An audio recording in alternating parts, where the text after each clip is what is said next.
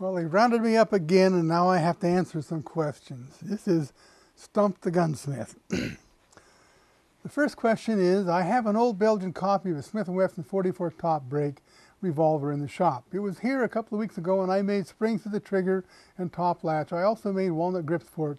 The customer loves the gun, and it shoots great in single action.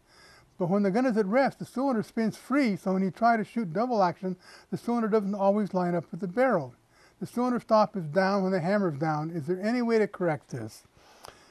Okay, most of those are like, I shouldn't say most, several, there are a lot of versions of this.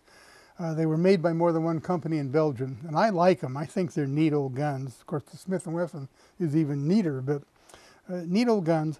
But a lot of them have the cylinder stop system that's like on a lot of the Ivor Johnsons. When the trigger's pulled, the cylinder stop, part of the cylinder stop is on the trigger. So when the trigger's pulled, it moves up, and the hand impinges the cylinder between that lump on the trigger and the hand, the ratchet pad hand. And that's probably what you've got. Now, there are a lot of variations of how to fix this. It depends on the gun. If you have the gun sitting down, you're not going to shoot it. You simply let the hammer all the way down between two rounds, between two chambers, in other words.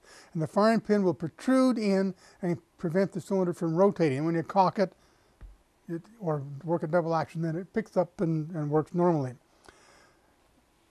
That's on some versions, not all. There's some versions that have a rebounding hammer. When you let go of the trigger, the hammer rebounds, and then you can't do that. Some of them have a frictioning device in the spindle that the cylinder revolves on.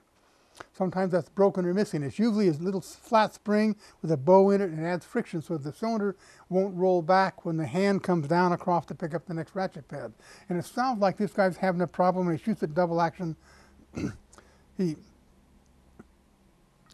lets go of the trigger and the cylinder will roll back, and then he tries to fire the fired case of the cartridge again. On those, if you don't have the, let's just say if you have the spring device, the spring tensioning device or frictioning device, you make a new one. If it's missing or broken, pull out the old one and make a new one and stuff in there. But if that fails, and I just recently had a neat old Italian gun of that same vintage that had no provision for keeping it from back rolling, and so when you let the trigger go forward, the hand would withdraw and draw the cylinder back a little bit, and oftentimes you wouldn't pick up a fresh round when you fired it. You'd hammer dump on the fired case.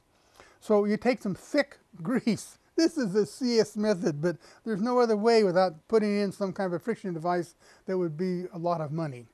You take some thick grease and you put on the spindle and put in the hole for the cylinder, and you put the two together and wipe up the excess grease, and the grease causes enough friction that the cylinder won't roll back. So it's a pretty good question, and there's lots of answers on how to fix it. Depends on the gun.